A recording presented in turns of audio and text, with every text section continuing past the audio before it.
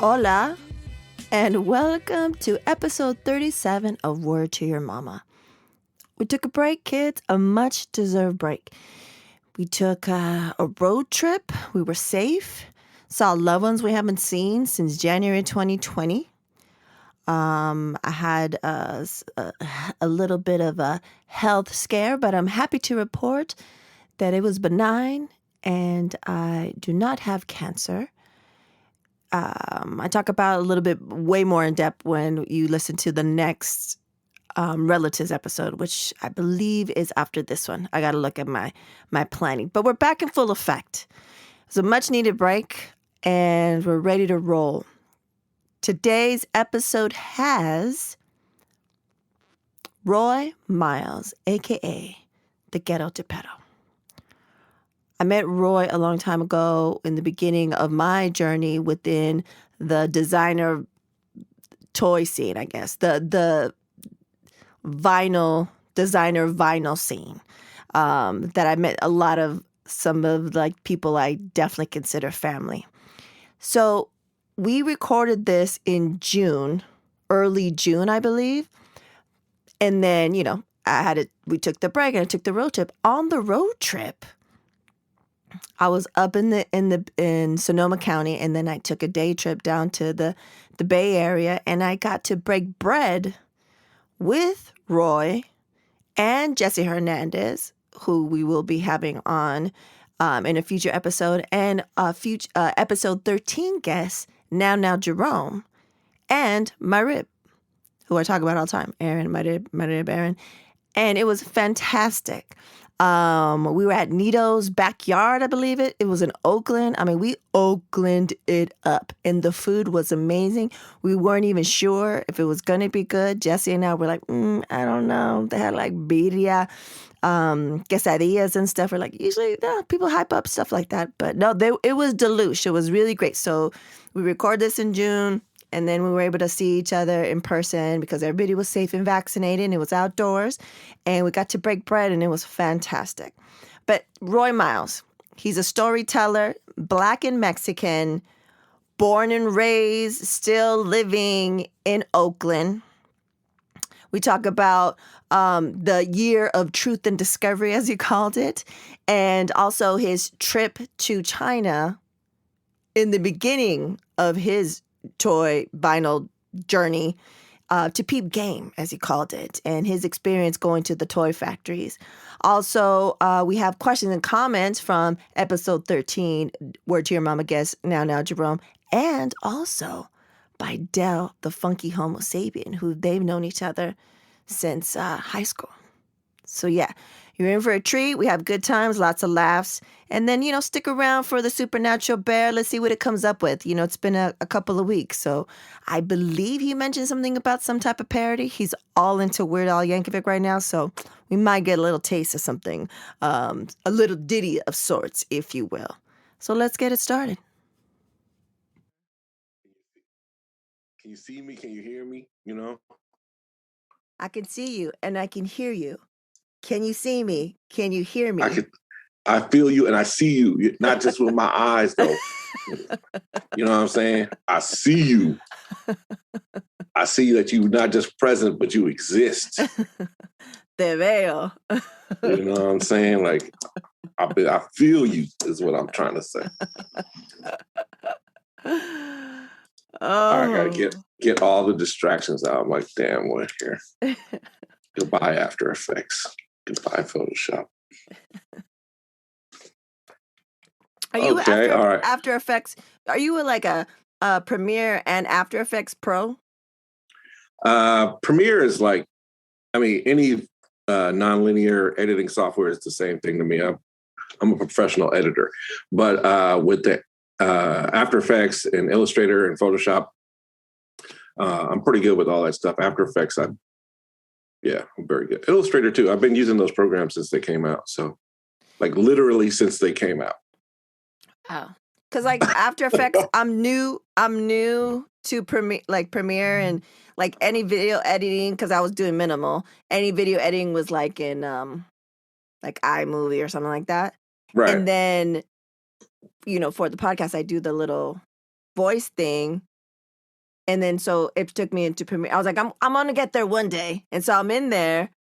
Uh-huh. And then to add the thing, I just YouTube everything. And then it has a little adjustment layer thing. And I was like, this is a lot of shit I want to learn over here. But I learn by doing. That's how I learn anyway. Right. So And it was my first time doing After Effects. And I was like, I don't even know how to start this shit. Like, I only know that I'm in here because it brought me in here because it's an adjustment layer shit. Right, And right. I was like, this is my next realm. Like, I love learning new shit. So I was like, I'll learn it as I go. But I don't know anyone that's like uses it at your level. I use it every single day. Unless I'm not coming into the studio, it's the first thing I open. And the second thing I open is Illustrator. For After Effects, I actually have it. I also I work for an ad agency. So I got a machine next to me that is owned by the company. And After Effects is always open there. And then on my desktop, which is directly next to it, I have two screens here. After Effects is always open here too. So you're After Effects for days. Two mice. Yeah, the mice. Yeah, got it. You don't Wacom board it with the pen and stuff? Oh, got it. That's yeah. Got all that shit. I figured. My car looks like shit, but my computer's woo-wee. Let Testarossa. You gotta be, right? I got that Lambo. So, Roy, gracias for being here. I want to start off just what I do right now because it's we're still in a pandemic, folks. Don't fucking forget it. You know what I'm saying? We're still in a pandemic. Exactly. Mask it up. Mask it up.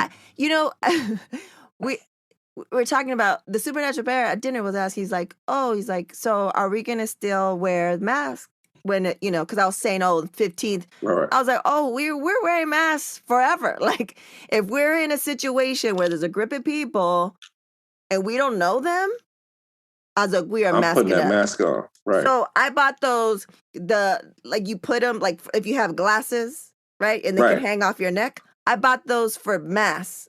Because I was like, we're rolling hard. We're rolling deep. It's like a forever shit over here. So anyways, because the disease didn't go away.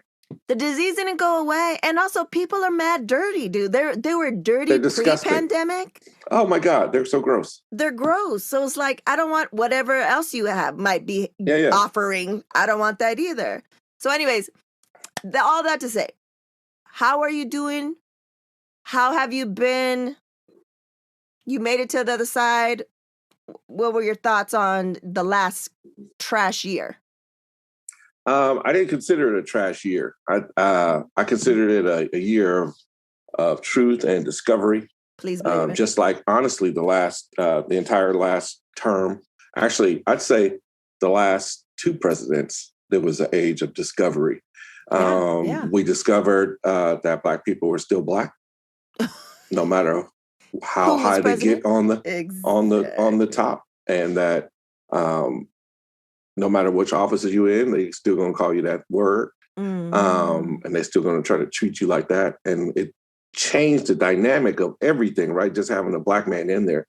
So when the worst white guy got in there, not even the worst white guy, by the way, but a worse white type of person got in there, even more stuff unfolded. So during the pandemic, it came into like, boom. Yeah. This is what you get. So I got to sit in my studio every day, which I didn't get to do pre-pandemic. So that was awesome. I feel more, so everything's great. I'm getting older, so always health issues is a thing. But I really felt bad for the kids. My daughters, they're teenagers and they want to go out and do their thing. So that's the thing that's held us up the most. And traveling and not being able to see the homies, across the country and around the world like I normally would do because I'm a jet setter. But I'm cool. That's good. There's Zoom calls and, things of that nature. Text me, baby. Good to hear. It was you're right, like a big awakening, a big, like we've known. Yeah. It's not me that's awakening. Exactly. It's others. Yeah. It's exciting to me. Like, oh, y'all thinking about that now? Oh, you Yeah. you gonna vote now? That's Yeah, crazy. exactly. I know you your whole life. Exactly. Right? Exactly. So that's been great. And exactly, like we are of color, and we've been knowing about this stuff. And there's some, Mhm. and we know people, or we know of people that are of color that are in denial, and Oh yeah, for really sure. really have been sucked in by by white supremacy, and feel Yeah, that it's part they're of the trying to the whole get deal. closer to whiteness will help them, which it fucking doesn't. But luckily we're of like minds, and I was trying to remember how we met. Was it San Diego Comic-Con? Was it DCon? Was I'm that at gonna a say show? I'm gonna say it was at it was probably Decon first. Mm-hmm. Mm. Yeah, yeah, yeah. When it was in Pasadena. Oh yeah. Yeah, yeah. Because you met me with my homeboy Ian, and he was helping my brother, and he had been a man in the booth with me, and you guys had some record industry history. Oh yeah, So yeah. So it I was remember that. Pasadena. Oh Yeah, yeah. yeah. And I think I had met you through the, like, if that was like physical, like definitely knew who you were because you're hella famous and talented and stuff. No famous at all. What are you talking about? And Funny. everybody talks about you, in the streets. They like your name lights up the streets. Yeah, right. So I was like, oh, I gotta Silly. know her. Silly. So silly. So silly, so dumb. Okay, so that was like, what was that, like 2009-ish? My Yeah, first, 2009, yeah, 2010, that I'd was my say. first, I think my first decon ever was like 2009. Oh, and I gave you shots of tequila. That Yeah. I remember that. Yeah, that was my first one. And I was like, oh, I get a little nervous because I'm not part of the scene. You know what I mean? Like, I'm Right, new to the right, right, right. scene. So I had a little bag, a little tote bag, and I had tequila, and I had disposable shot cups, and I had like sliced limes, and like I had Right, the whole right. Oh yeah, thing. yeah, yeah, yeah, yeah. You were the icebreaker. I was like, oh, here, let's have a shot. Because it was Right, interesting to me. It was like the first time being part of like a new industry or a new scene where I only met everybody through Twitter or, right, social right, right. media. And then I was like, oh, I'm going to meet him in person. Like, that's kind of weird. And I roll solo because then Right, I can move, you can move and right, right, not have right. to worry about anything. And so, oh, that was good times, man. It was It's always very pre-mom. strange to sort of put yourself out there, but you got to do it if you want to be a part of the thing. That's how I got into the toys in the first place. Was like totally throwing myself in uncharted waters. Like I flew to China. Shit. You know what I'm saying? Like Yeah, yeah. a lot of these cats, like I got into toys because I got a dunny. I was like, I got into toys because I flew to China. So Uh, how did that happen? Like, what was like, oh, I'm into toys. Let me fucking fly the fuck out to China. well, the godfathers of the whole thing of sort of urban vinyl, if you want to call it that, are Eric So and Michael Lau, right? Mm-hmm. And they're in Hong Kong. And the only other cats that were in America that you could say were doing it like they were doing it, and really at a much smaller level, were like Futura, Mm-hmm. eventually Stash, like people that were already mega gods in their own realm already. And so when I saw new people that I had not heard of doing things that I had not seen before, using that toys as a medium, I said I got to get to Hong Kong just to Peep Game. Like I want to do this too. Yeah. And that was back in 2000. That was really back in '99, but I got there in 2001. I finally like sat down in Hong Kong, but I had already done a lot of homework in '99, in 2000, like the groundwork. So I was like, this is it. Now I'm going to fly to Hong Kong at one of these shows I see on the internet and just put myself out there. And it was good because, there are probably like 6 Americans entirely there at the show. Yeah. And only 2 people were of color, just, that weren't Chinese, you Yeah. know. I remember Jaquan was there from the 360 Toy Group. Oh. Um, but he was already a person established in that universe as well, So did you have a booth, or you just went to that conference or whatever that The show first was? time I just went to the show. I just wanted to see what was up.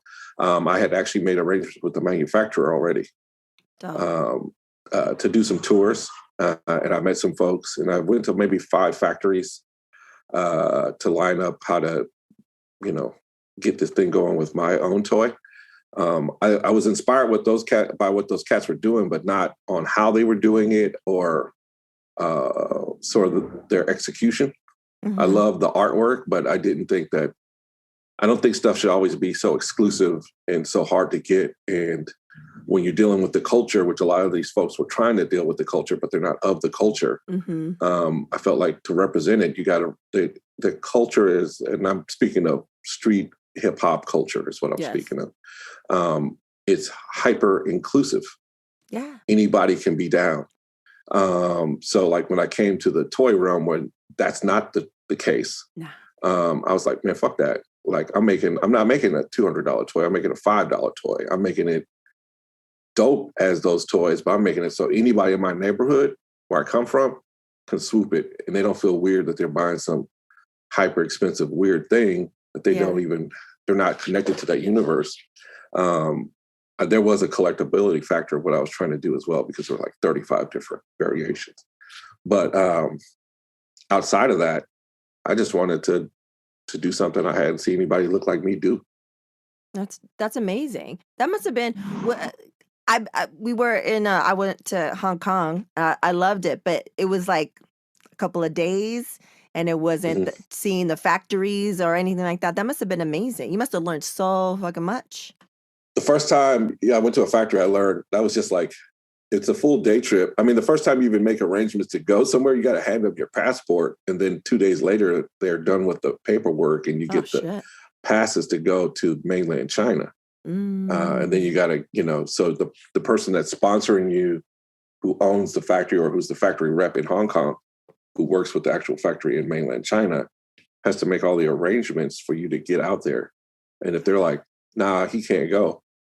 It's just weird being in a foreign country and handing over your passport and being like, all right, blood, I'll see you. And you say you're going to come back. All right, blood. Where you stay at? You know what I mean? Like, that's another thing. None of my East Oakland street smarts was pop. Like, none of that shit mattered. Nothing helped. None of that helped. Not at all. It was like, we got your number, player. This ain't America, blood. This ain't the movies either. None of that, right. Slick shit. That slick shit don't work here. So they were like, we're going to take this. We're probably going to be back. I don't know, blood. We'll be back. But they came back. Here's the thing. They want your money. You know what I'm saying? So they took me out to dinner. They took me to a restaurant. But also I realized the landscape of like manufacturing in China was like scary. It's like Mad Max out there. Just these giant glass buildings and structures, and then desert-like conditions. Wow. And then boom, a giant city-sized factory, and then boom, desert. Like people like with fire and like roasting a thing, and then the Terminator. Wow. And what about inside the factories that you visited? What were the conditions and the working conditions like? Like some of the factories, I was like, so a couple of times people just weren't wearing masks, and they making Superman capes and toys that our kids and people in America are going to go play with. And I was like, we have full masks on. And I was like, shouldn't they be wearing masks? We got masks. And they'd say stuff, oh, they're used to it. I'm like, I don't see right, player. And then they'd be like, oh, say something to somebody. Then also everybody put their mask on. I know they made them take their shits off when they was done. Of course. When we left the room.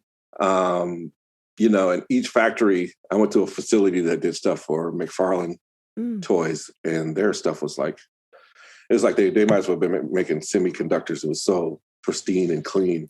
Oh, wow. But the factory I went with was like a hood spot. The janky spots. The janky, like, oh, what you want to make?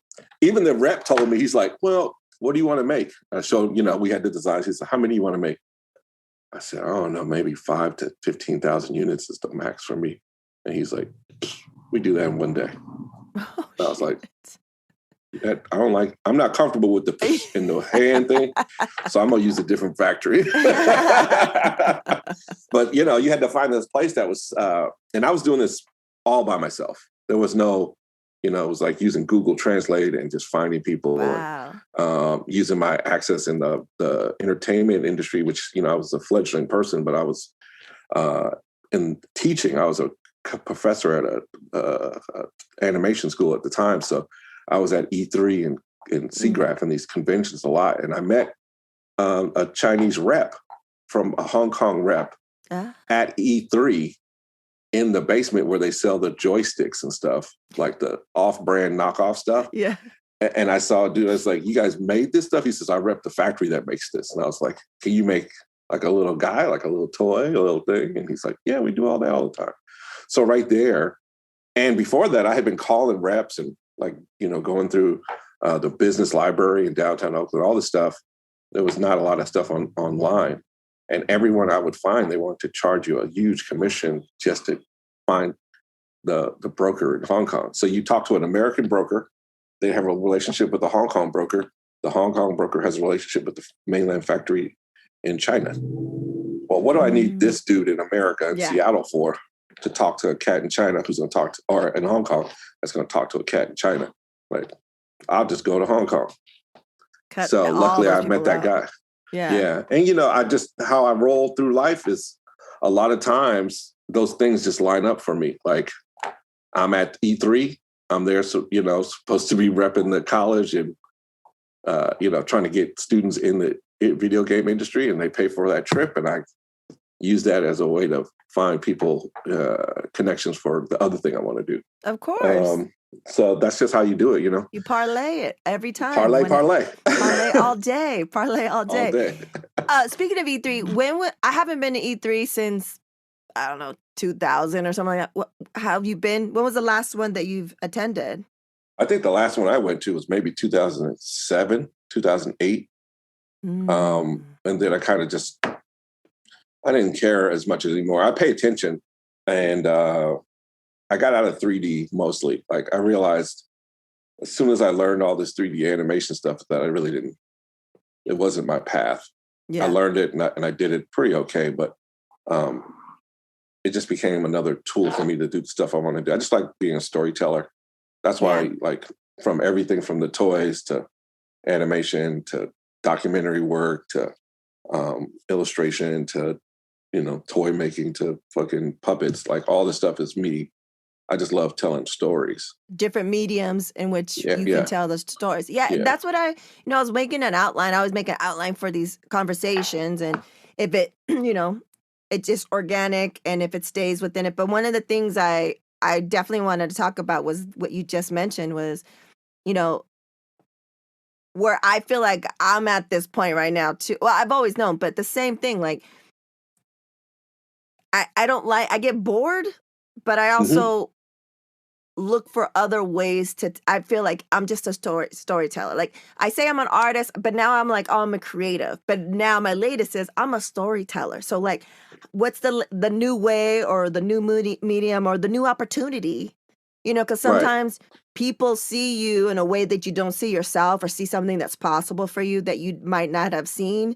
And they have access to be able to be like, oh, like, Roy is a dope ass storyteller. Like, let's get him to do such and such. And it's something you've maybe never done before. So is it something because you're like, oh, let me do like 3D animation, let me teach and shit like that. And then you figured out that it wasn't really maybe your passion or like you said, your path. Was it then or since from jump, you're like, I'm a storyteller. I'm not just an artist. I'm not just a designer. I'm not just an illustrator, animator, blah, blah, blah, blah. Like when do you think was that defining moment where just like, oh, this is my thing, storytelling with different mediums? I think that happened early. I just, when it became different mediums, once I learned how to make the general stuff in film and animation school, I went to both. Nice. And once I learned how to edit, and then I saw that editing was just, or like the After Effects you were talking about, when I realized After Effects was just Photoshop, And I had known Photoshop from doing record covers and doing all this stuff. When I realized that they were all the same thing, these are all just different versions of the same sort of tools, and you use them to, I'm going to use this to do this thing instead of using this to do this thing, and they start to like overlap on each other. You just sort of build a toolkit, right? And then that broadens the type of story you can tell.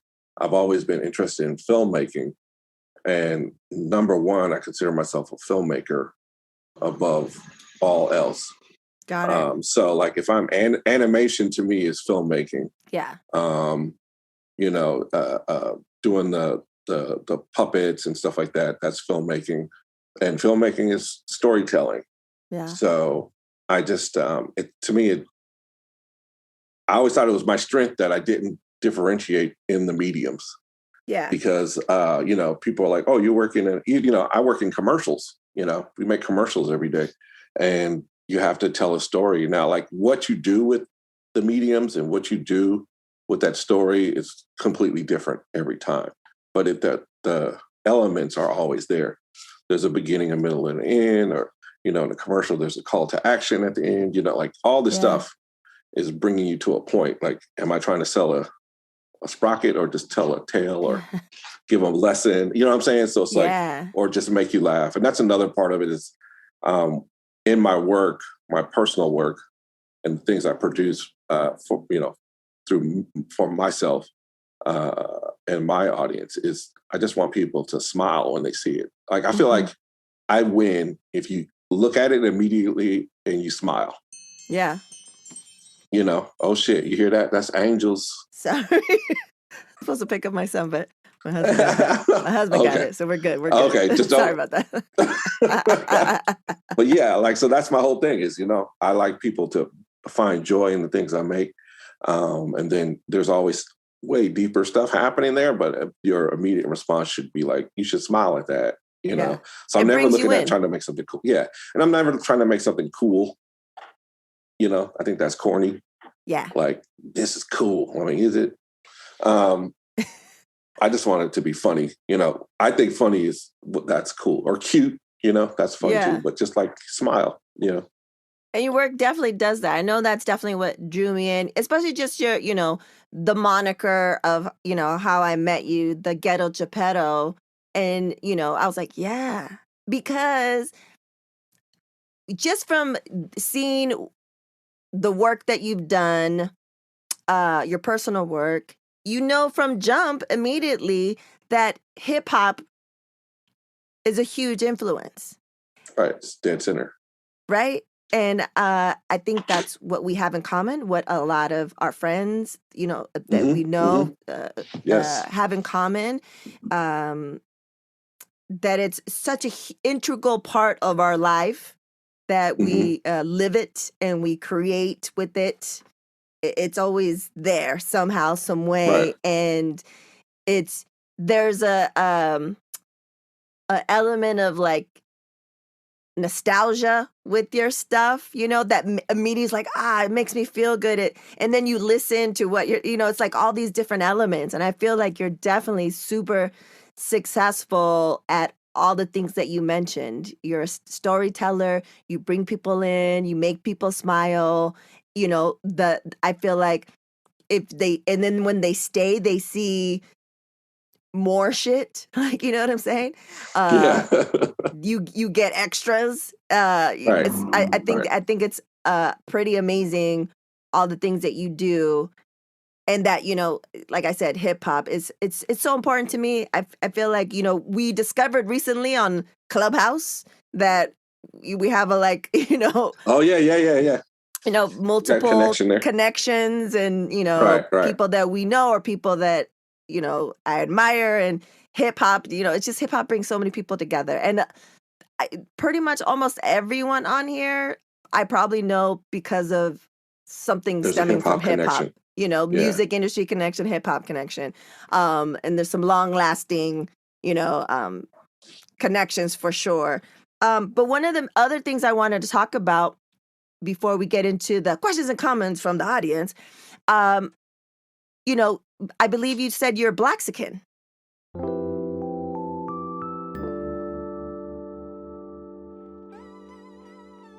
Staying competitive in these dynamic times means having the right technology at work for your small or medium-sized business. Whether your goal is to grow, downsize, or modernize, Panoply BPO provides the right combination of tools, support, and affordability necessary to make it a reality. Visit panoplybpo.com. That's PANOPLYBPO.com to schedule your no-obligation consultation today. Mention WTYM and get your 13th month of service for free. PanoplyBPO.com. There is a better way.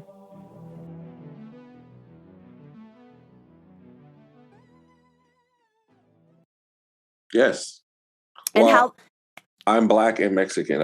Blaxican is something. I'm not. If you can point to Blexico on the map, I will claim it. I will claim Blexico if there's a flag or some kind of I'm from resort Blexico. area. I will go to Blexico on my next vacation. But yeah, I am Black and Mexican, and my mother is Mexican, and my father is what they call African American. Your eyes got all big. So I wanted to talk a little bit more about that, and I call it Blaxican because do you ever follow? I don't know if they're still around, that Instagram account from LA. Yeah. I peeped it.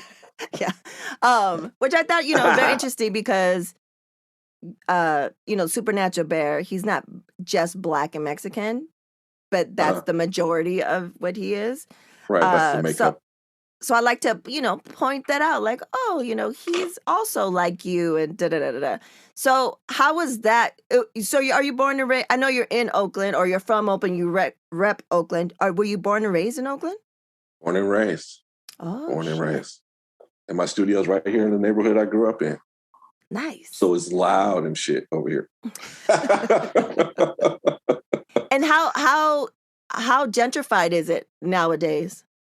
I'd say it's not as gentrified as most places in like areas that were predominantly Black in Oakland, like West Oakland. But East Oakland definitely has been and is gentrified, has been going through it block by block, some of them in areas by area. There are some very, very, very Mexican parts of Oakland still, and very, very Black parts of Oakland still, but they are becoming smaller.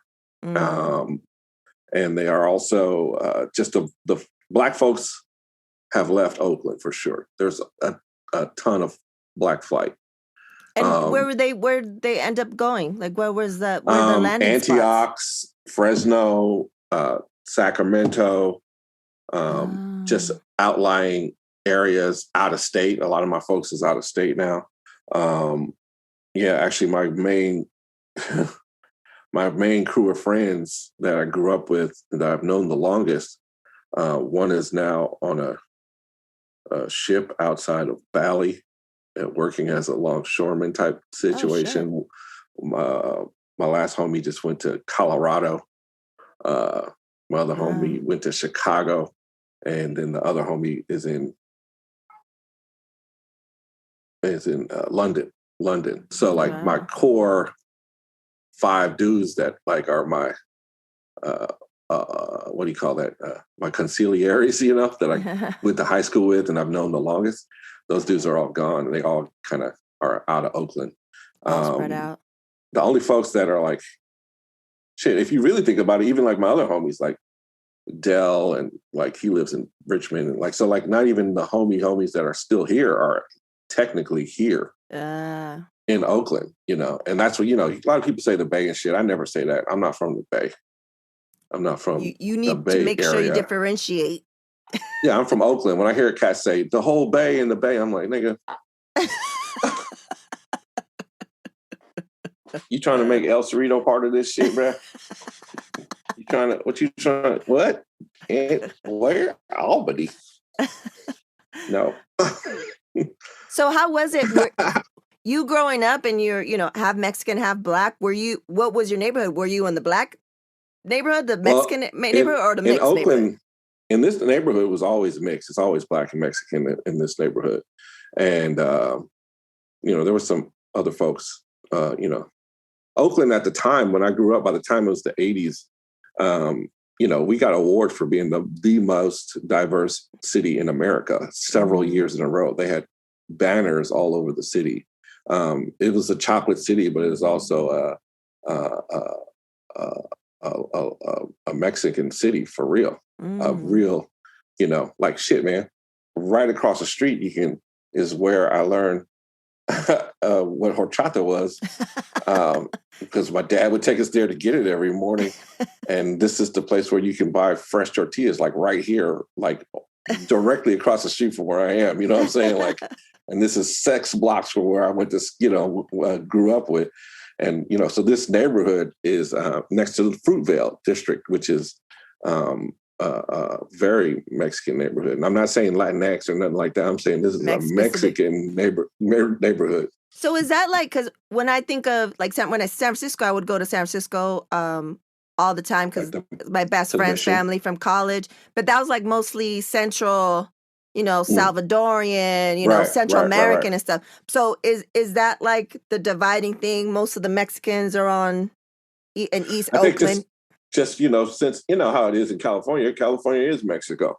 So so there's a great tradition of just Mexican folks being here. My family comes from I guess it would be through Texas, the Rio Grande through Mexico would be like, I guess, the Chihuahua area up through into the Rio Grande, and then they moved here on my mother's side, and on my father's side during the you know, the second great migration of Black folks coming from the South, Arkansas in particular, when jobs came open for Black folks in California, and the Klan was still doing their thing heavy in the South. It was pretty enticing to come out here and know that you can get a job of some sort, even if it was, most of those jobs were either agriculture or factories and things of that nature. Yeah. But it was at least get away from sharecropping and into like a higher bracket. So that's where those communities came into play on both sides. And then, you know, so it comes to show you that my parents, they met in high school. So it was an integrated high school. But even then, when they got married very young, as teenagers, 16, 17 years old. Oh, wow. They were, the first apartment they tried to get, they were denied because they were a mixed couple. So like they had to sue the city and sue the people. And it was a whole thing. So it's always been a thing. And I've never, being a person, when you're mixing back in the day, if you didn't look like a particular thing, then you were the other thing no matter what. Yeah. So if I was never considered a Mexican person by Mexican people, you know, but I don't have to be because I know, you know, I know what's popping. But it was definitely, I know who I am.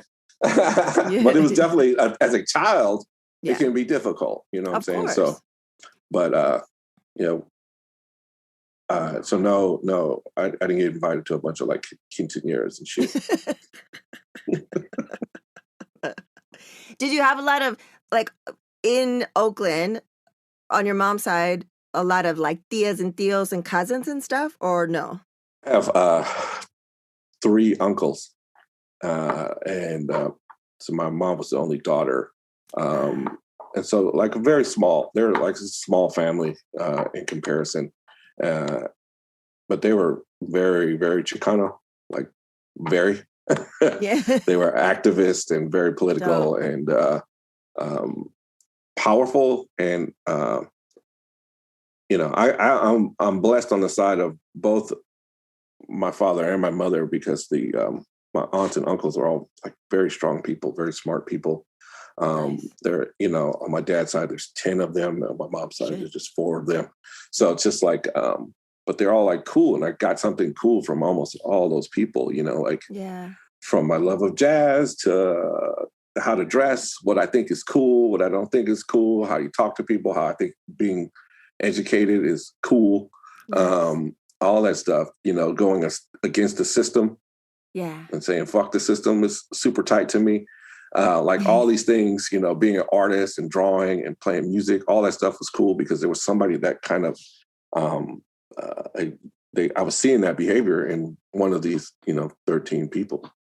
And so when you were young and doing that shit and figuring what you wanted to do out, you were always supported then? No, not at all.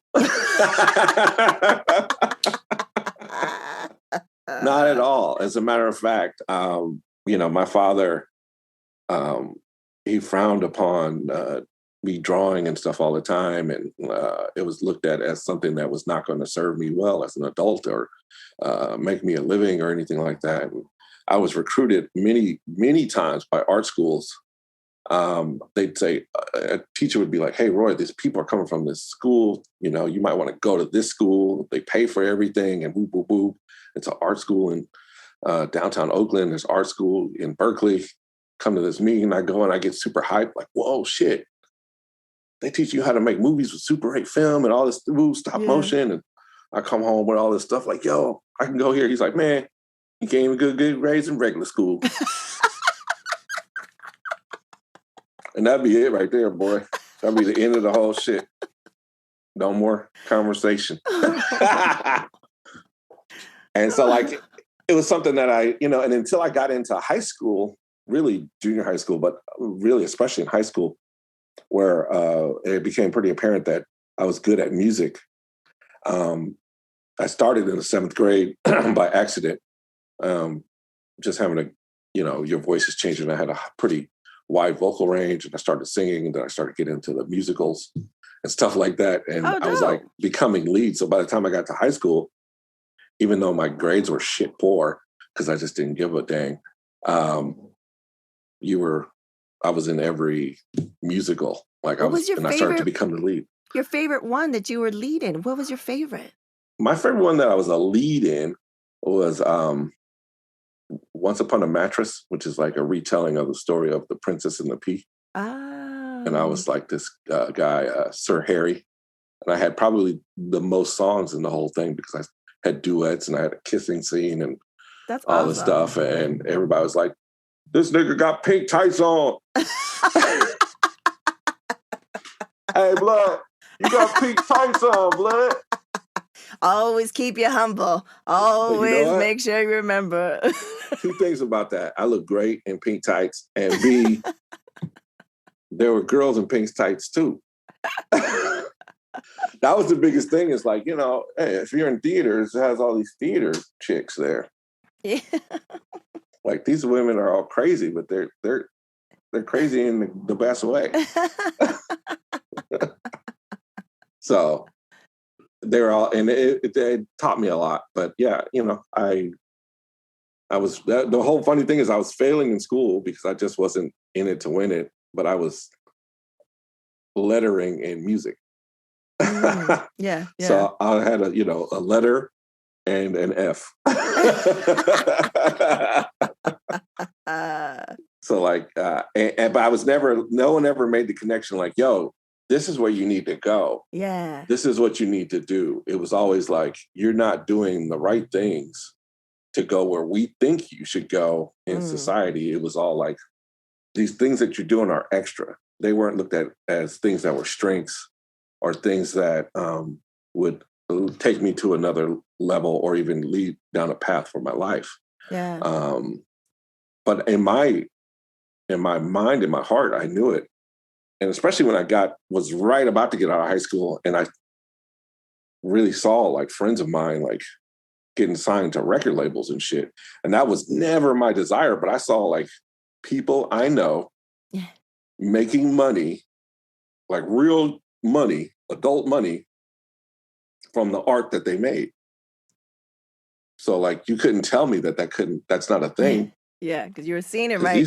These guys are doing it right here. Yeah.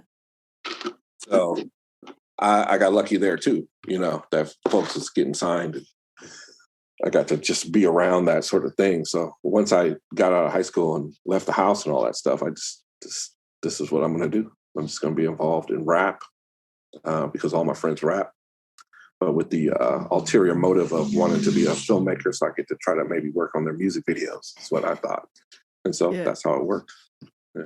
And so, at what point did your parents, if if they have ever acknowledged, like, all right, I can tell you the year. I'd say that was 2001. I had already put myself through school twice, and I'd say 1.5 times. But yeah, I went to school twice and paid for it all myself, and was starting to have a career.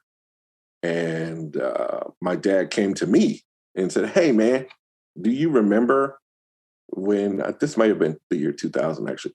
Do you remember when you used to make T-shirts and sell them at the malls and all that stuff?" And I was like, "Yep."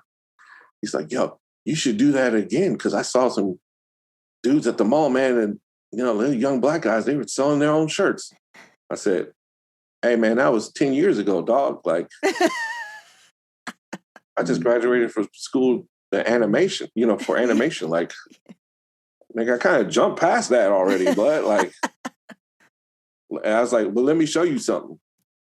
And I showed him my toy designs, and he was like, "What is this?" I was like, "I'm gonna make a toy." He's like, "You can't make a toy." And there he was again, like saying something I couldn't do. I was like, "I can do this. Yeah. I can do anything." This is what I told him. I said, I can do this. I can do anything. If you want to be involved, kick in some cash. Yeah. And he did. Nice. We both put up, to start my Biddy's toy company, we both put up the initial $10,000 each. Nice. So, and it was a gamble for him. Like, holy shit. It was probably a bigger one for me, because I put up way more than that later on as it went up. But just for the initial money to like do prototyping and stuff like that to take it to the next level, he got on board. And ever since then, he and my mother have always been like very happy to see the things I'm doing and recording me if I'm ever on TV and seeing things. And my dad collects my art, and awesome. So it's cool, man. They're very excited anytime something comes out. My mom's like, always, "I want the first one." Cute. I'm like, "Nah, sold." Sold, baby. Sold, you know. I'm glad that it worked out, and that they're supportive now. You know what I'm saying? They're not like still like upset or still holding on to. They're not upset, but they do all think I'm insane. Like, you know why they think I'm insane is I put as much effort in like decorating for Halloween as I do in trying to make a toy company. Like, they're like, "What the fuck is wrong with this guy?" Like, he starts this summer for Halloween. Like, super extreme. Super extreme. I just think you should just put everything you got into everything you do. Like, why not? This is what we're here for. Yeah. Exactly. That's real. Okay. Now it is time for the questions and comments from the audience. Let's see who we have first. First question is, how do you balance professional creative work, personal creative work, and parent life without compromising anything? And this is from episode 13, Word to Your Mama guest, Jerome Lou, who I call Now Now. Now. Jerome's a good dude. It's very difficult to balance. The family portion is the most difficult part, I believe. And I think how you do it is you just have to, on the family side, you got to think about other people, bro, sis, whoever. Yeah.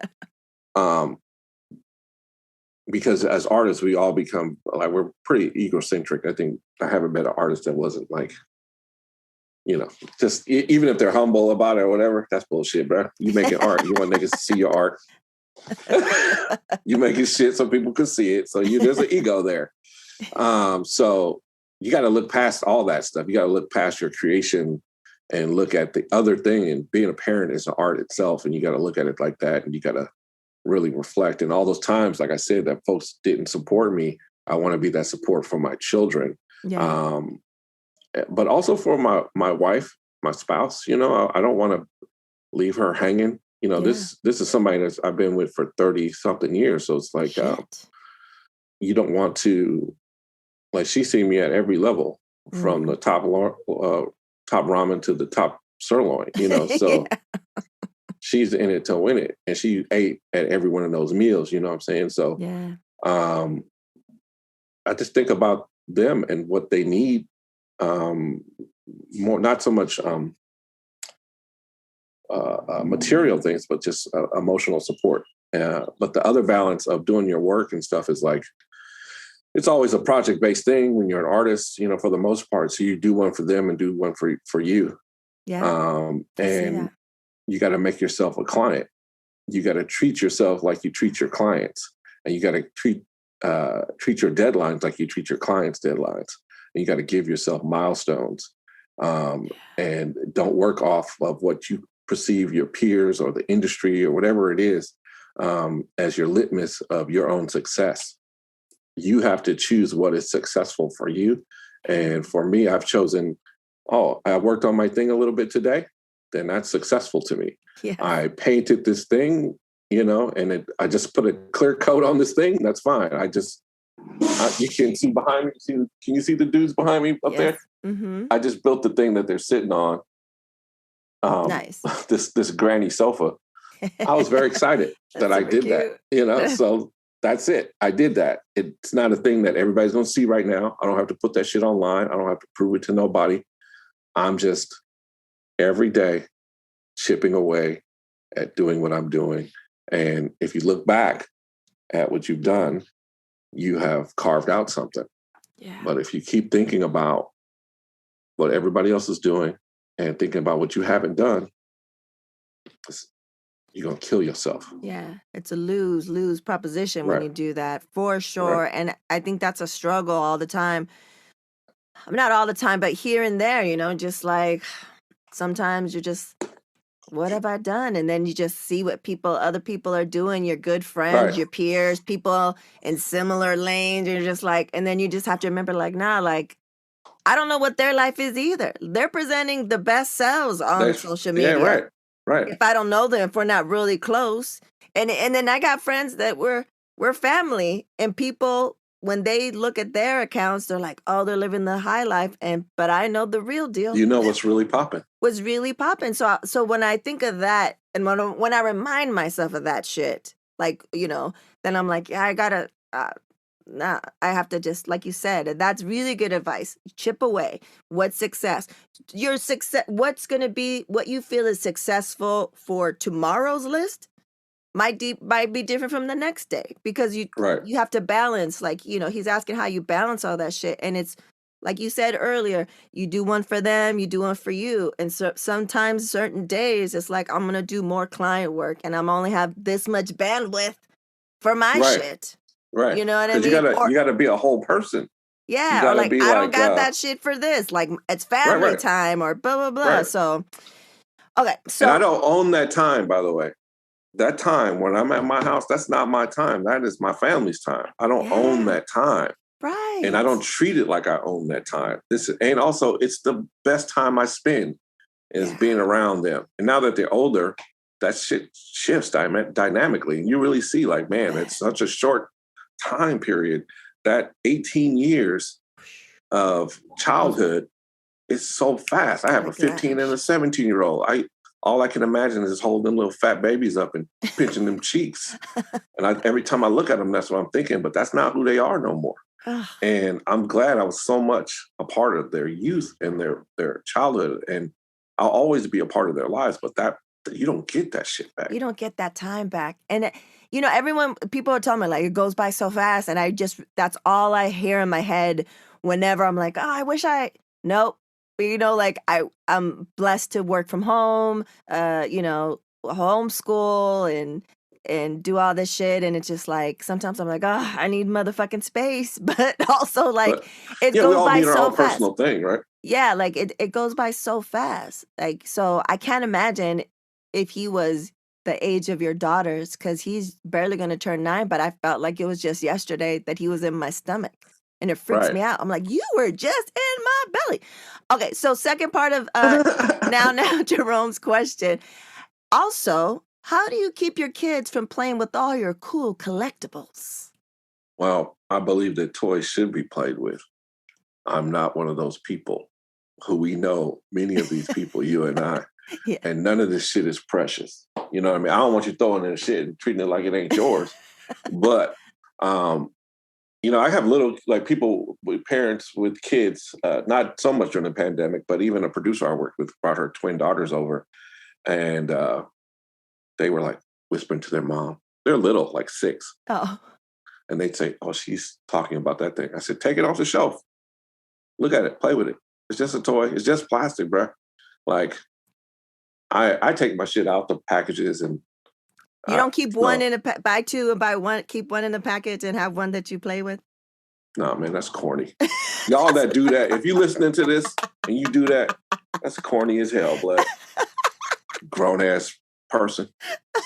What you saving it for? Hey, I have a couple of things.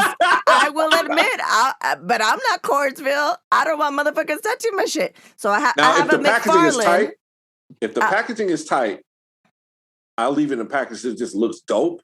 If it's like the whole thing where that's part of the design. Look, I'm sitting here. I'm talking shit about people with stuff in packages, but I have tons of stuff in packages.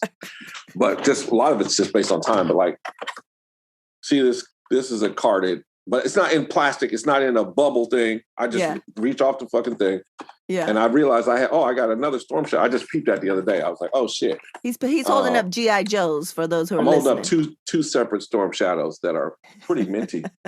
And I'm also now holding up a King of Cartoons, Pee Wee Herman. I want that. The Matchbox, not the reprint, the original.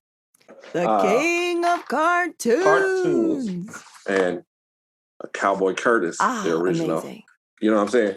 This whole place, you can find this type of shit anywhere. But like this thing, which is worth a lot of money.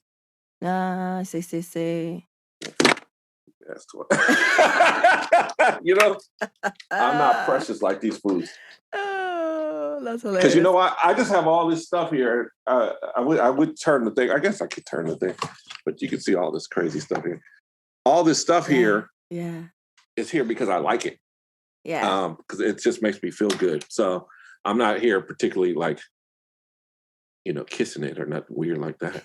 Like these dudes. You never know what happens when you're solo. I know that's what they be doing. When the cameras are off.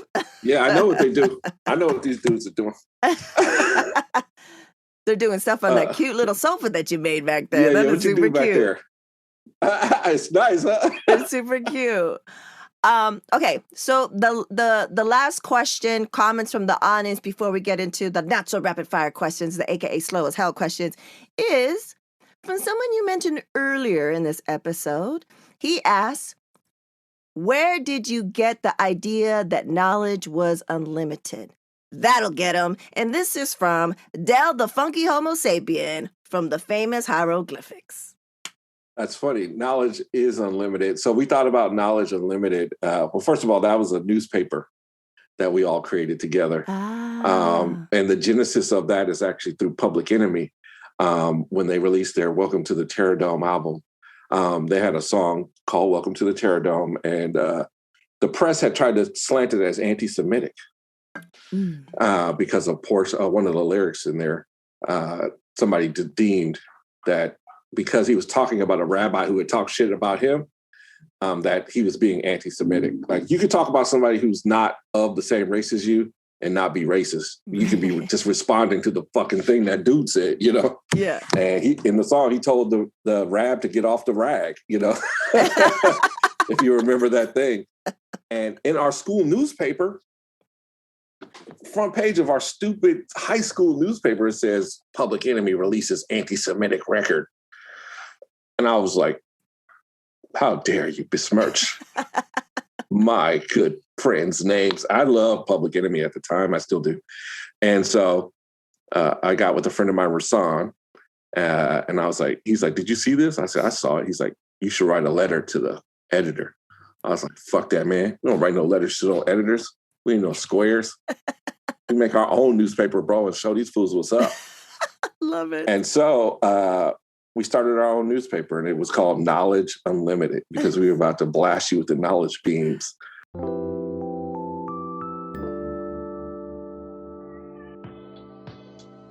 Have your kids been in a house playing video games in your space way too long? Now you can get them outdoors and still be social while social distancing at the skate side after school and group skateboarding classes.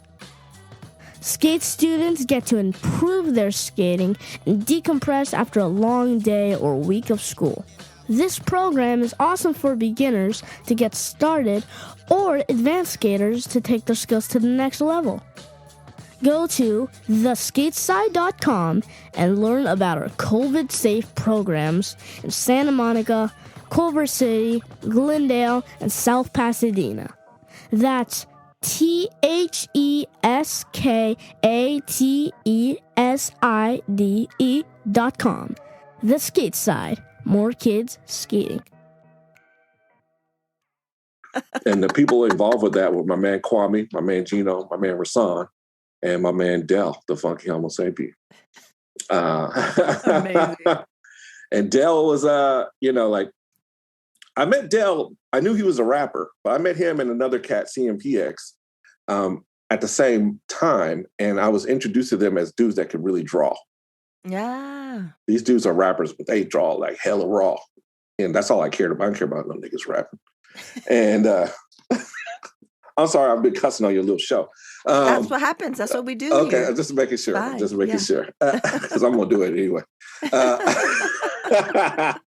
So when they were like, when I said we're going to make this newspaper and respond to this, Rasan was like, we should get Dell and Tone, CMPX, to do comics in the thing. I was like, nah, bruh.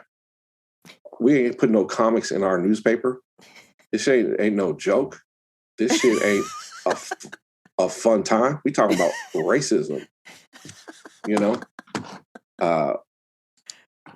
We are talking about, white supremacy, and we talking about Black history. We talking about real shit. No comics. None of this shit is funny to me. I was so serious. And so initially, the first issue, we didn't have Dell in it. And then I went to him and I was like, we're going to do we themed every issue. And I said, let's do a music issue. And Dell knew so much about music, still does.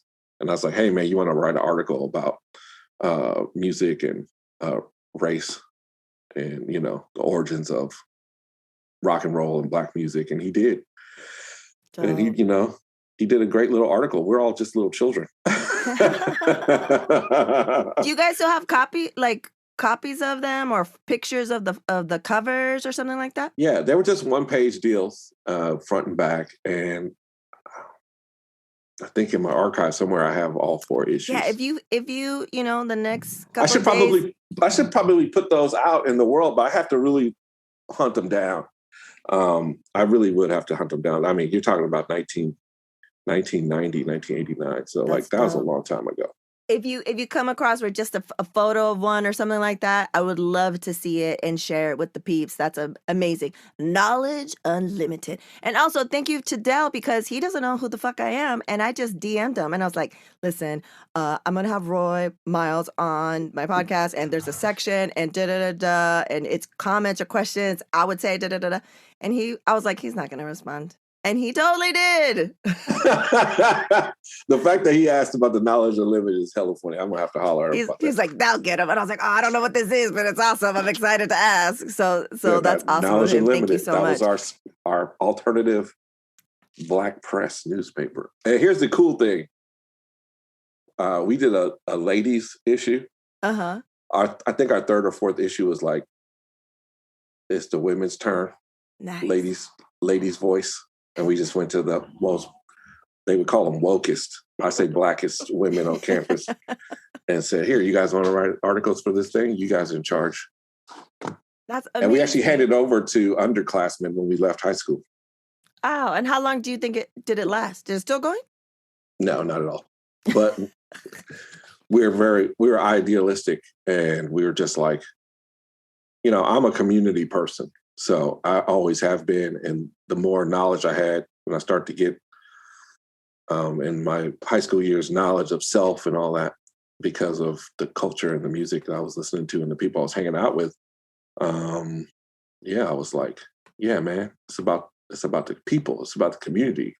And it can't be just my voice. It can't be just us. Us four niggas is not, that's just the same as just being in four white dudes. You know what I'm saying? Like, you can't just, like, there's all kind of people. There's younger people, there's women, there's like, and I wasn't even completely enlightened then because I would have probably included more folks, but, you grow, and I'm always glad that, we're all evolving. And as far as that cat who asked you that question, he's a great dude, and I love that guy very much. He's like my brother. That's awesome, man. If my super young self that was such a huge Delph like fan, I got my bottom lip pierced like his and everything, and it turned out that I have this heart condition, and my doctor was like, "What are you doing? Do you want to die? That could get infected and go in your heart." And I was like, "No," and I had to take it off. If that version of myself knew that I'd be DMing him and he'd be like responding, and you know what I mean? Like, I'd be freaking the fuck out. So anyways, this is amazing. Amazing moment all around. Amazing moment all around. I love it. Okay, let's get into these not so rapid fire questions, aka slow as hell questions. Pop, pop, pop, pop, pop, pop. Boom, boom, boom, boom, boom. Super slow as hell. 3 words to describe yourself. Tenacious, huggable, and funny. I bet you give some amazing hugs. I'm like a hug lord, you know what I mean? Like people, strange people off the street. I've hugged strangers before. Like people have come up to me, and I'm like, "Oh, go ahead, bro, give me a hug." You're not stingy with the hugs either. That's amazing. Not at all, man. Life is, I'm a liver. I love life, and I love people, and I love. People are gross though, so you wash your hands. You have to make sure. If somebody needs a hug, I will give them a hug. That's amazing. That's good to hear that you're a hugger. So next time I see you, I'm gonna give you a hug because 100. I'm gonna hug you. I love hugs, and when weird to say, I'm just gonna say my partner because husband, it sounds kind of weird. But when he would go away, and I had a really good friend that I'm still really good friends with at the office that I was working at. He gave the best hugs. He would also include he'll crack your back too. But so I'll be like, "Oh, he's gone right now. He's on tour." And he'll come into my office called the microwave because it looked like a microwave, and he would come in and just give me hugs. Oh, that's nice. Just a hug. Sometimes that's all you need. I'm gonna go ahead and call human resources. This nigga's just coming here hugging people. Woo! Yeah, he was. Oh, that's hilarious. That's good. Okay, I like that. Next one. What's the best piece of advice that you've received? Wow. The best piece of advice I ever received is like, walk in like you own it. And that was from a person that was like a college professor of mine that became actually my boss when I became a college professor. Yeah. And he was the one who taught me how to be a teacher. And which is a skill, folks. Not just anyone can be a teacher. It is a skill, and it took a while to develop, because you can just be the asshole or the asshole teacher. There's a difference. Mr. Miyagi is an asshole teacher. You know what I mean? But like, this asshole got me wiping shit down. And then you find out, nigga, I know karate. Yeah. Do wax on right. I'm going to try to punch you. Do wax off. Yeah, exactly. That's the asshole teacher. Me. So that's what I became. But before I was just an asshole, like, y'all weak. This is the worst dog I ever seen. That's when you're just an asshole. Nobody gets any benefit. But this guy, it's the worst shit I've ever seen. Just look at this bullshit. But when Rob Gibson is his name, Rob Gibson, when he taught, like we went to a, and this wasn't even in the classroom. This was this was at a movie premiere that we weren't supposed to be at. We were at a conference, and they were having a thing across the street. And I was like, we should go to that, but I don't know how we can get in. He says, man, you just got to walk in like you own it. Like nobody is going to question you if you own it, bro. And I was like, yeah, that's cool for you, little white guy, but I'm a big black man. He's like, own it like you a big black man. And I was like, you're right, bro. So we just walked up in that motherfucker like, boo, we in the room, Wu-Tang Clan. And that's always my mental attitude when I go anywhere is like, it's really just saying, I got this. You got this, man. You got this. Like, I deserve to be here. I could be here. Yeah, I'm supposed to be here. Yeah. I'm here, so I'm supposed to be here. Yeah. So I'm going to treat it like I'm very comfortable everywhere I go because of that. Nice. Next one. What are you doing to dismantle the patriarchy? So you got to work. I'm a father. So like, institutionally, societally,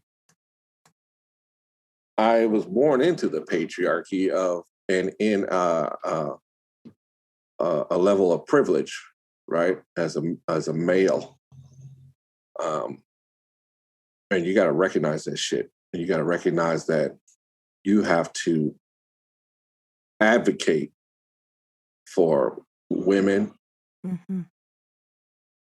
all the time, not some of the times, not when it's comfortable for you, not when it's convenient.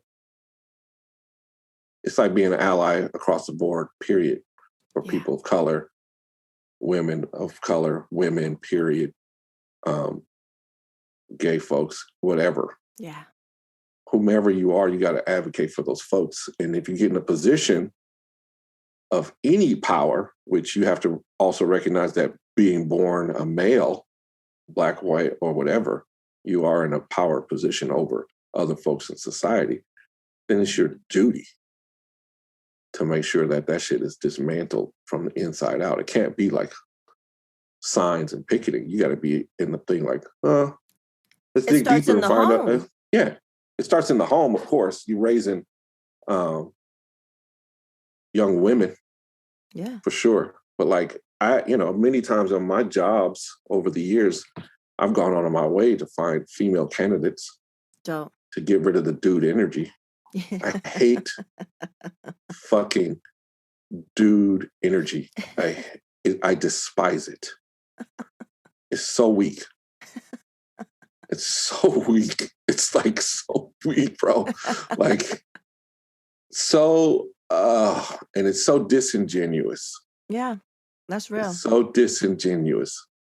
To deny femininity is to deny half of yourself. Please. And to break it down for these people out here that don't even understand that, it's you denying your mother. Please believe it. And she fucking carried you. She carried you. Your daddy carried you in his little ball sack, but your mama grew you in her belly, you punk. Grew you. Like I pointed out. You was hungry because you was hungry, nigga. I pointed out on the regular out of nowhere when I just think about it. I was like, I grew a penis up in here. Can you do that shit? Can you make a human in your stomach? For a while, I was fucking producing milk. Like, it boggles my mind. Like, I feel like it was another timeline that I just it's like viewed. It's like a different person. Like a different like that's not being, this. right? Yeah, like right. I was observing, like I was looking through the window, like, she used to do this and she used to do that. Like, no, I grew a fucking penis up in here. Okay, I'll get too crazy. And men don't do that, and men can't do that, right? So respect that. That's life you're talking about, right? And a woman's not gonna have a baby just out of her body by herself, right? We need that sperms. We need them sperms. Except baby Jesus. I don't know how I don't know how that went down, but it went down. I'm not into all that, but I read a book. Little baby Jesus. Yeah, like he just laser baby. Immaculate conception. Laser rays from space. But yeah, that's why I try. And also, I think also as being like super blunt and truthful and open with your children. In my case, my two daughters have always been like, treat them as the human beings they are and never try to impose any caveman ideology on them, which as a person growing up in a caveman's universe. That stuff slips out sometimes, and I have to catch myself and check myself. And But then you're aware reflect of on it. I that mean, shit. that's huge. Do you know what I'm saying? That the fact that you're aware of it, that you see it, that you catch it, and then that you get to the next level of checking yourself. And then you apologize for it. And then apologize? Come on. Like, which parents, I know a lot of parents, they always right. They don't apologize. But if I'm wrong, I'll let my kids like, I'm Please wrong. believe That it. shit is wrong. Yeah. I don't want I to do that. messed But I up. also say like, your granddaddy would have slapped you. That's hilarious. We say that shit too. Like, you would have got beat for that shit. Yeah, yeah. Like, you're I lucky said, we don't resort to violence up in here. you talking real wild. Let me tell you, I know about 4 people that would have fucked you up for saying that. Exactly. Your grandma, your granddaddy, your grandfather, and your grandmother. Those 4 people would Right? have fucked you up. So many different ways. So So many you different lucky. ways. But That's anyway, so hilarious. that's what I'm doing. Amazing. The next one. What is that song to get you hyped? And I know you being so into music, you probably have different ones for different occasions. But give me Definitely. like your go-to, like immediate. See, I don't try to get hyped with music. Oh, got it, okay. You know what I'm saying? Like, I don't need to be Onyx up in here, bump against the walls or whatever. And I always have energy. I do things to connect to myself emotionally. I listen to music and cry a lot. I love it. I love so that. Give me the cry one. Give me the cry list. Give me the top one, cry one. Shit could be anything for me, but like Stevie Wonder, that's a song that I just will, I will choke up and die. But also Rainbow Connection makes me cry. Oh my God, that makes me cry. I can't listen to the whole thing, or right. Even look at the whole little video of Kermit the Frog singing it. It's too much. Right. It's too much. I love it. Here's a secret, folks. This is exclusive to Word to Your Mama podcast Incorporated. I will say this. I have a crybaby playlist of music that tears me up.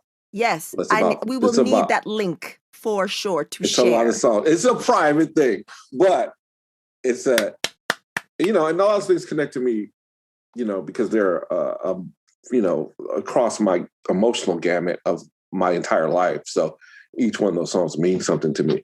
So I'm the weirdo that put them all on a playlist just to see what would happen, see if I can live through that. And I put it on. You know what I'm saying? So like, there's I can tell you the artists that are on that song are like, it's varied from Billie Holiday, like I said, Stevie Wonder, Radiohead, Dick Van Dyke, Dick Van Dyke, Diana Ross. Who else is on there? Anybody, even Gene Wilder singing the Willy Wonka song. That kills me. Pure Imagination. Yeah, that kills me. I love that song. I love that song so much. It kills me. You know what kills me? The little tune of Pee-wee's Playhouse when he gets on the bike. Oh, yeah. And he goes into space. Yeah. It kills me every time. And I was trying to explain it to the supernatural bear. And he's like, why? And then now it makes him sad. So he's been watching it since he was little. But and he wasn't sad before. And I told him from jump, like as soon as we watched it, because I introduced it to him when he was really little. And I was like, this used to be my favorite. And I was like, he's like, why did it make you sad? And I was like, you get to watch all these whenever you want and pause and skip. And I go, we only had it. We had it on the weekend one day, and it'll be the end of something I really love to watch on TV. And it would make me sad. Like, you know what I mean? I don't know. It still gets me. And I listen to it, I was like, it makes me sad. It makes me want to cry. Prince is on that list too. Of course. But when I want to hear a couple of tracks. Oh yeah, for sure. Oh yeah. I'm not gonna say what they are, but they are what they are. But I can guess. Yeah, you can guess. And then there's when it just comes to just like, I do listen to a lot of stuff, but Wu-Tang is always on the top of my list. Their older stuff, of course, and I kind of like gravitate towards Liquid Swords and Mm. the ODB album, the Return of the 36 Chambers, and songs from the Wu-Tang Forever, and of course, Only Built for Cuban Links. That whole album I'll just put on over and over and over again. And there's certain tracks on there that are just like the best shit ever. What about any current? This is what I keep forgetting to Yeah, ask yeah, my yeah. hip hop heads So- on here. What are some current shit that you're really into? I've been listening to Leon Bridges. Hmm. You know this cat, Leon Bridges, yeah. that Texas Sun record. Yeah, they did. Leon Bridges with And Carumbin. Kumbumba, Carumbin. Karumbin. Yeah, Yeah. I've always fucked up the I think name, it's but yeah, I think it's Cranbang or something. yeah, something like that. They're amazing. I saw them live at this one October something days out, Desert Days out here, and then they performed live with Wu-Tang at the same. Oh. Yeah. Wow. And you can see the YouTube video of it. They're pretty amazing. They're pretty dope. So I always was wondering, and I haven't done a deep dive. I wanted to find out, because they're all from Texas, who connected Khruangbin with Leon Bridges, because that's Right. an amazing sound. Apparently there's I guess there's a whole scene there, right, in Houston, of that. What do they call it? My homegirl was telling me the other day what they call that. It was like New Something Soul or some shit. I forget Love what they it. were calling it. But it's not just them. It's a whole bunch of acts down there that have so not all good. broke. So I'm just now getting into that stuff. Yeah. I saw the Delvon Lamar organ trio. My first live show was on Sunday that a friend gave me a ticket to. I'm not lying. I have to look them up. And what else? So as far as rap, new rappers, we'll tell you about these new rappers. But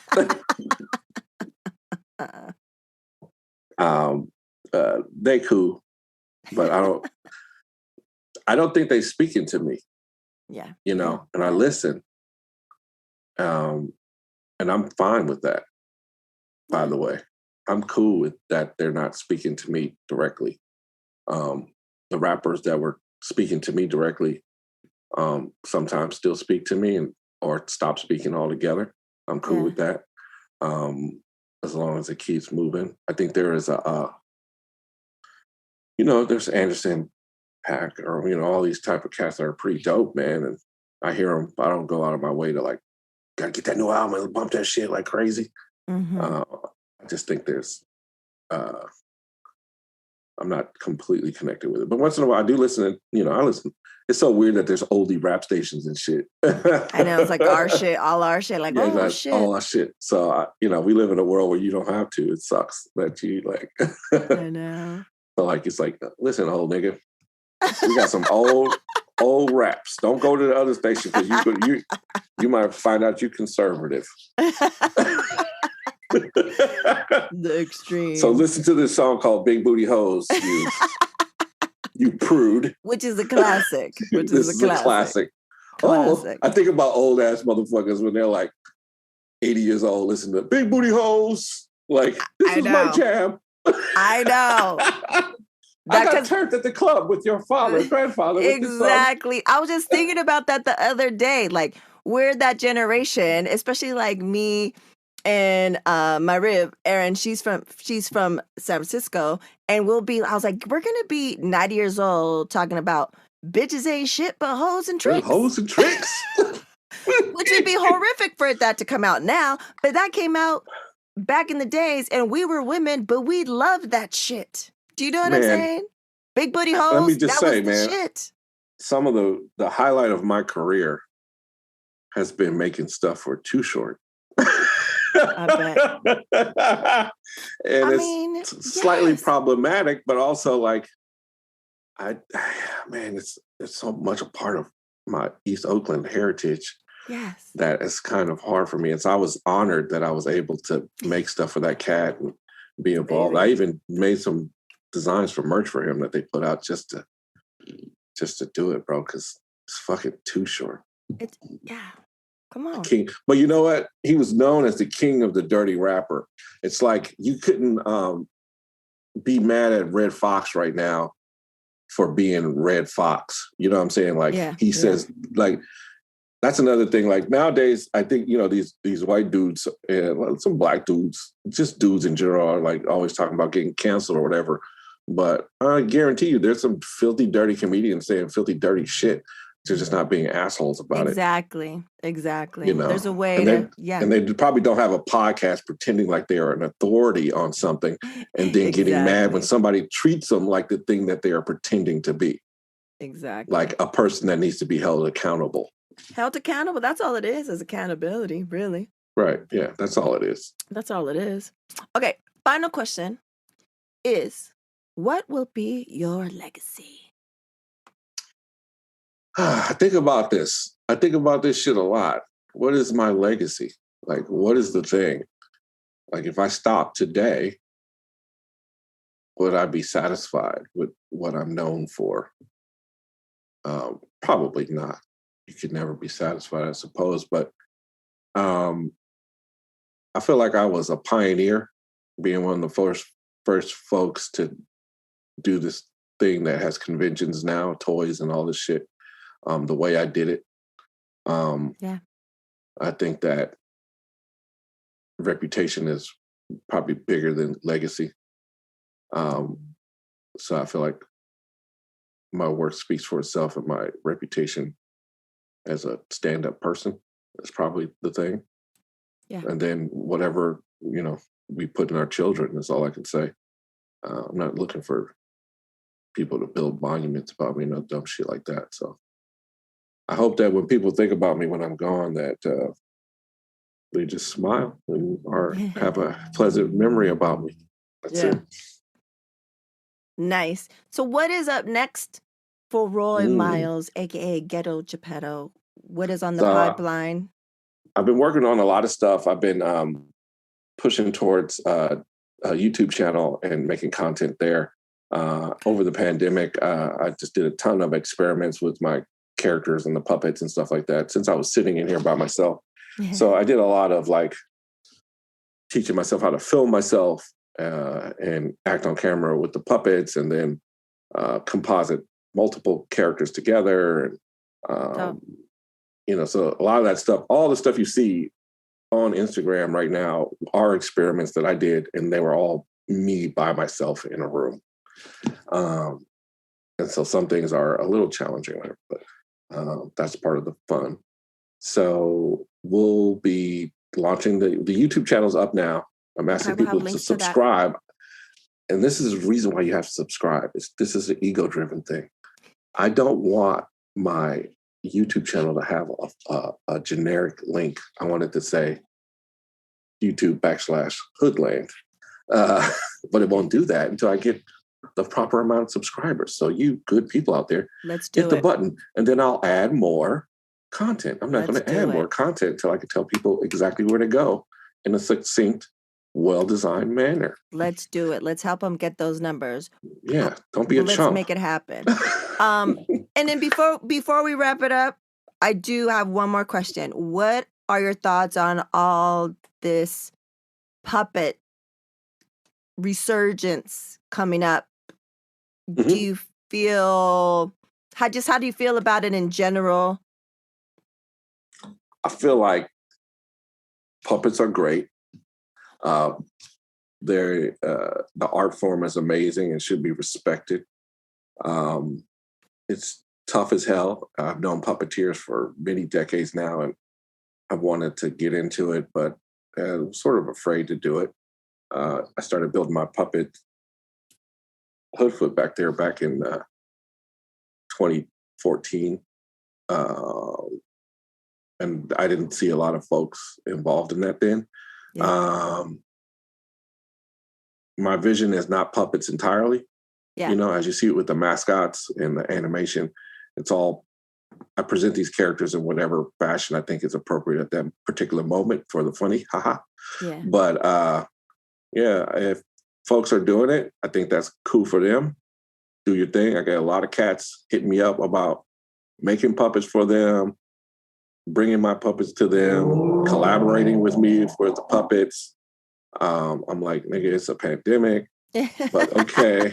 First and foremost. First and foremost, what are you doing? And so, yeah. Hey, man, I got to just, the real shit is like, I was a pioneer in the toy game, and I'm a pioneer in the puppet game. Yeah, that's real.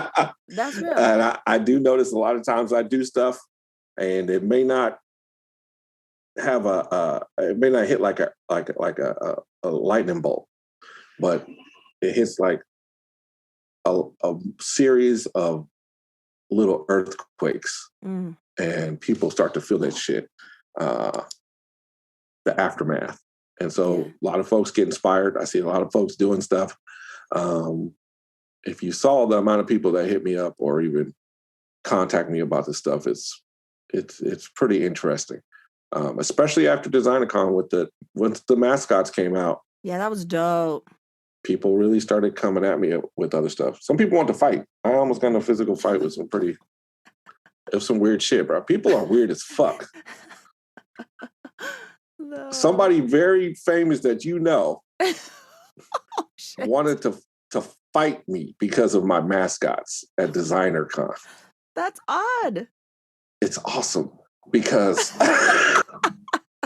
when I came out with the biddies, I had a similar experience that somebody we all know wanted to physically fight me because of the biddies. I was like, you mad at this? Is so funny. Bro, like I say I want to make people happy, but there's a hip hop part of me that do want people to feel it in their balls and hurt themselves because of me. Like, this nigga. Hilarious. How dare he do that? You're doing it right if somebody wants to fight you for it. You gotta have like Cat Williams said, right? You gotta have as many haters, the more haters that you're being successful. And also, none of these cats want smoke. Not for me. I give out 2 types of hugs. One of them is like this, and one of them's like that. A chokehold and a hug.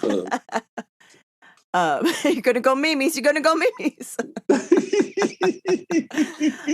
You're like night. Night. But when I think of you, I don't think of you. I don't automatically think of you as puppets, though I know that you have done that. But I think of you as mascots and characters. The shows, the characters that. Yeah. That's what I want to be known for. Like the puppets are dope and they're cool, and I got more puppets coming, and I got more stuff happening with them. But like I said in the beginning, it's just to tell a story, and man. I think it's cool, man. Do your thing. Everybody do their thing. Do their thing. And then when I come with more stuff, you hit that button. Yeah. I support a lot. I love everybody. Everybody do their thing. Just don't try to fight me. Don't get put Mimi's with that hug. Don't get put Mimi's. Don't unless you got your pajamas on. Don't come fucking with me. Well, Roy Miles, aka Ghetto Geppetto. Muchísimas gracias for coming on Word to Your Mama. Thank you. Thank you so much. I appreciate you so much. You the best, as they say. You're the best. You the You're best. You the best.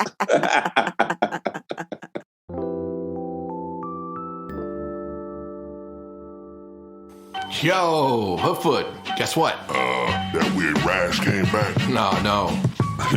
Do you know where people can get shirts and other merchandise with your likeness on it? Bro, I don't know your mama. Nah, bruh. Fuzzy, do you know?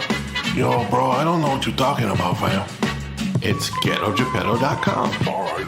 That's GhettoGeppetto.com.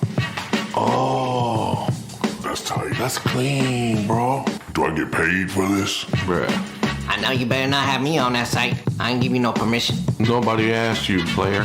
You don't have to ask. I'm telling you, I don't give a damn. Go to GhettoGeppetto.com and get your Ghetto Geppetto stuff because you love Ghetto Geppetto. That's right, GhettoGeppetto.com. Peace. No. Go buy some shit.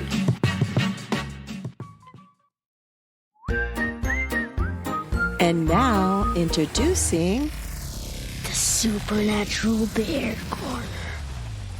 Supernatural Bear. Old oil is not my favorite. It smells bad and it's really dirty. In my opinion, clean oil one.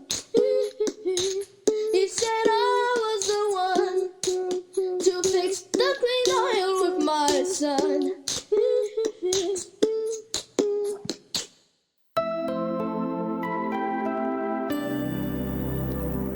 Shooby-Doo.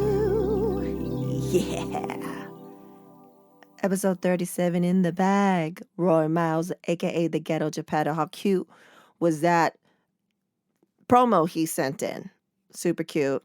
Also, he's like, born and raised in Oakland. He keeps it Oakland all the time, and I love that stuff. A la evidence, exhibit A's and B's, like Ryan Coogler. Like, he is at the top of his game, and when he first started, never code switched, right? And then recently, after watching Falcon and the Winter Soldier, aka Captain America and the Winter Soldier, I was on watching Fat Man Beyond, and Mark Spellman, who was the writer that put it all together, from Oakland. And let me tell you, in this interview, he kept it Oakland. He kept it 100%, 1,000, and I love him. So this is along the same lines, and it was good times. And like I said earlier, it was great to have this interview. We see each other here and there at some of the cons, but to actually break bread and make that connection, be with other artists as well, and then introduce where maybe a couple of them never been together outside of seeing each other at cons. I mean, I'm a connector. I like to connect people. It's one of my favorite things to do. And it was done. It was good. And then Supernatural Bear, he goes in the room for a little bit, comes out, and he has multi-track scratch project with the visuals. I love my little man. Supernatural Bear, full effect. In his Weird Al Yankovic phase. I think his Uncle Mr. D will be very proud. Anyways, thanks again. Thanks for the support. Let's keep it moving. Let's keep it going. Tell your peeps. Tell your friends. There's so many different ways to support. Tell everybody. Leave a review. Donate. Buy something. We're going to have some more. We're going to restock the store with some stuff pretty soon. As soon as I, get a handle on it. And once again, we reap. Word to Your Mama is owned and produced by Ritz P. The intro is produced by Nico Beats. If you want to get a hold of us and see other things, all there is to know, go to wordtoyourmama.com. And as always, Word to Your Mama is brought to you by ritzyperiwinkle.com and panoplybpo.com.